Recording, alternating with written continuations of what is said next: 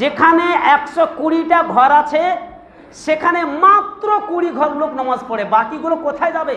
সবগুলো হিন্দুর বাচ্চা, নামধারী মুসলিমেরা। আল্লাহ বলছে লে গজব, আমি গজব নিয়ে আসছি, অত্যাচারী শাসককে আমি নিয়ে এসেছি। কোন লাভ নাই গালি দিয়ে, নরেন্দ্র মোদীকে আপনি গালি দিয়েন না, আমি তো চাই আসুক, আল্লাহ সায়স্ত করুক এদেরকে। এরা নামধারী মুসলিম, এরা শুধু সৎপাতে গরুর মাংস খেতে জানে, এরা শুধু নাম রেখে দিয়েছে আব্দুল্লাহ, ব্যাস শেষ, খেলা শেষ। একাত্ত নামাজ নেই, একটা দুয়া দরুদ জানে না, কিসের মুসলিম দাবি করছে? মুসলমানি দিল, কুরবানি করলো, আর নাম রেখে দিল, ব্যাস মুসলমান। এটা একটাও মুসলমানের কাজ নয়। কে আপনাকে কুরবানি দিতে বলেছে? কুরবানি তো ইমানদারের জন্য হবে, মুসলমানের জন্য হবে। একটু লক্ষ্য করে দেখেন কোন জায়গাতে আছে। আর খালি এই দোষ ওর দোষ, এইটা করলো সেটা করলো, গোটা দেশকে জ্বালিয়ে দিল। গোটা দেশ জ্বালায়নি, তুমি জ্বালিয়েছ। নিজের দিকে ঝাঁকিয়ে দেখো কোন জায়গাতে আছি আমরা। তো আল্লাহ রাসূল বলছেন জাওরিস সুলতান আলাইহিম, আল্লাহ তাআলা তোমাদের উপরে জালেম অত্যাচারী শাসককে নিয়ে আসবে। মোদিকে গালি দিলে পরে আল্লাহকে গালি দেওয়া হবে, এটা জেনে রাখুন ভালো করে। অত্যাচারী শাসককে গালি দিলে আল্লাহকে গালি দেওয়া হবে। কেন? ওই লোকটাকে আল্লাহ দুনিয়াতে বাঁচিয়ে রেখেছেন তোমাদেরকে সাহায্য করার জন্য।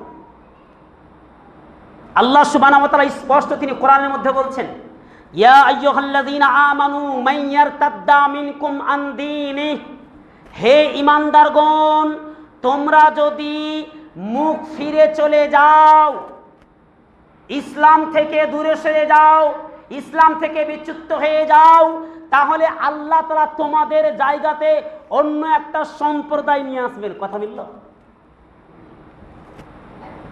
ইয়াতিল্লাহু বিকওমিন, আল্লাহ তাআলা অন্য সম্প্রদায়কে তোমাদের উপরে নিয়ে আসবেন, আর তোমাদের অস্তিত্বকে আল্লাহ তাআলা এক এক করে মিটিয়ে দিবেন।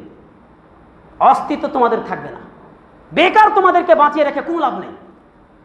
গুনাহ করছো, তওবা করতে জানো না, তওবা করো না।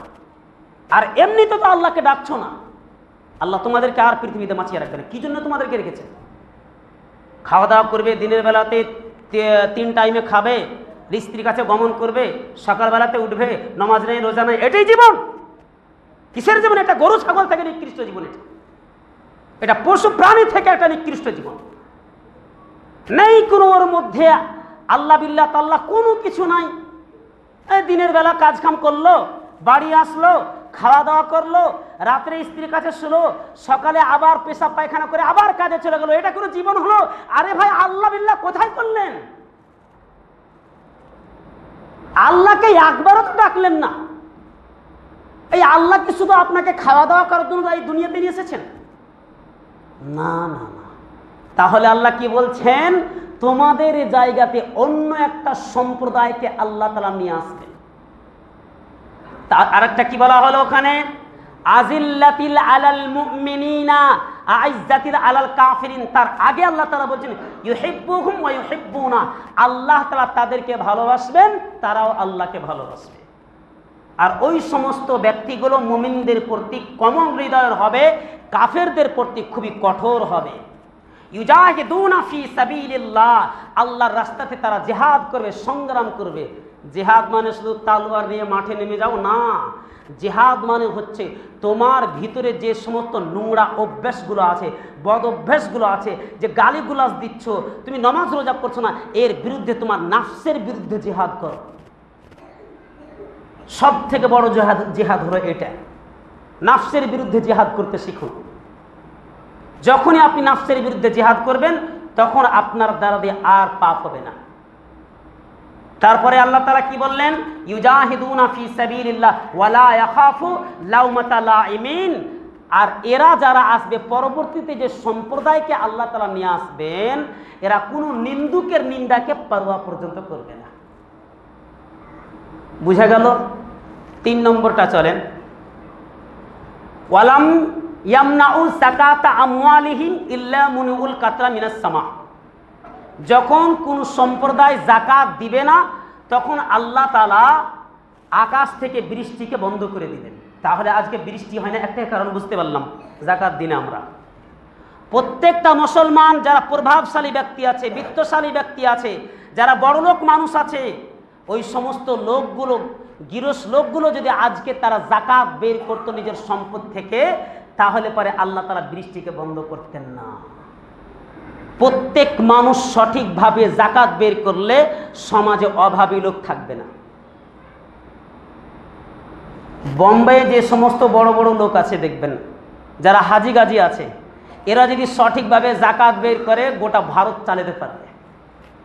কলকাতাতে যত বড় বড় ফ্যাক্টরি সব মুসলিমের, কেরালাতে কত বড় বড় লোক আছে, এরা সঠিকভাবে যদি যাকাত বের করে গোটা ভারতের মুসলিমকে চালাতে পারবে। তার মানে যাকাত বের করে না। আল্লাহ বলছেন যখন যাকাত না বের করবে তখন আল্লাহ তাআলা আসমান থেকে বৃষ্টিকে বন্ধ করে দিবেন। আজকে যদি আসমান থেকে বৃষ্টি বন্ধ হয়েছে একটাই কারণ, আমরা যাকাত বের করি না। আর 4 নম্বরে কি বলা হলো, ওয়ালাম ইয়ানকুযু আহাদাল্লাহি ওয়া আহাদা রাসূলিহি ইল্লা সাল্লাল্লাহু আলাইহি আদবা মিন গায়রিহি। যখন তোমরা আল্লাহ এবং তার রসুলের ওয়াদাকে ভঙ্গ করবে তখন আল্লাহ তাআলা তোমাদের ওপরে তোমাদের শত্রুকে অর্পণ করবেন। মানে বুঝতে পারলাম না মৌলানা সাহেব? হ্যাঁ, এই যে কিছুদিন আগে চললো হিয়ারিং, সিএ, এই সমস্ত জিনিসগুলো চললো, দেখলেন ভোটের যে সমস্ত প্রমাণপত্রগুলো, নথিগুলো জমা করো, অনেক মানুষের এখন ভোটার লিস্ট থেকে ডিলিট হয়ে গেছে নাম। তো কী করবে? আরে এরাকে ঘুষপাটিয়ে বলবে, বহুরূপী বলে যাও বাংলাদেশে চলে যাও, এরা হচ্ছে সন্ত্রাসবাদী, চলে যাও।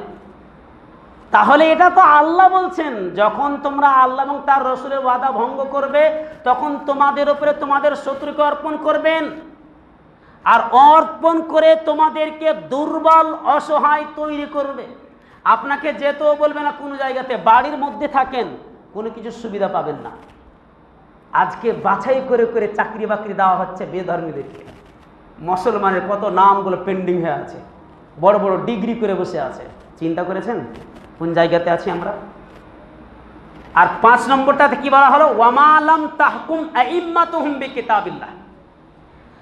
আর যখন এরা কোরআন এবং হাদিস মোতাবেক ফায়সালা বিচার করবে না তখন তাদের মধ্যে দলাদলি সৃষ্টি হয়ে যাবে। আজকে দেখুন এক মুসলমান আর এক মুসলমানকে দেখতে পারে না, ও গালিগুলা শুরু করে দেয়। আমাদের একজন বিশিষ্ট দায়ী রয়েছেন আব্দুর রাজ্জাক বিন ইউসুফ, কিছু কিছু মানুষ তো তাকে ইবলিস বলছে, কাজ্জাব বলছে, ইহুদিদের দালাল বলছে। তার মানে এক মুসলিম আর এক মুসলিমকে গালি দিচ্ছে এইভাবে। এটা কেন হলো? এটা একটাই কারণ, সেটা হলো কি যে কোরআন হাদিস থেকে আমরা বিচার ফায়সালা করি না। আজকে যদি আপনাদের এই পাড়াতে কোনো মানুষ, কোনো যুবক ছেলে যদি কোনো যুবতী নারীর সাথে খারাপ কাজ করতে গিয়ে ধরা পড়ে যায়, তাহলে কোরআনের বিধান হচ্ছে দুজনকে 100 কোড়া মারো, যদি অবিবাহিত যদি হয় তো। 100 কোড়া মারতে মারতে শেষ হয়ে যাবে, দুনিয়াতে বাঁচবে না। এই নিয়ম কেন? যাতে করে পরবর্তীতে কারো সাহস না হয়। কত সুন্দর সিস্টেম ইসলামে, যাতে করে এই কাজটা কেউ না করে। এ তো শখের সাথে করছে, শখের সাথে করছে এই কাজগুলো।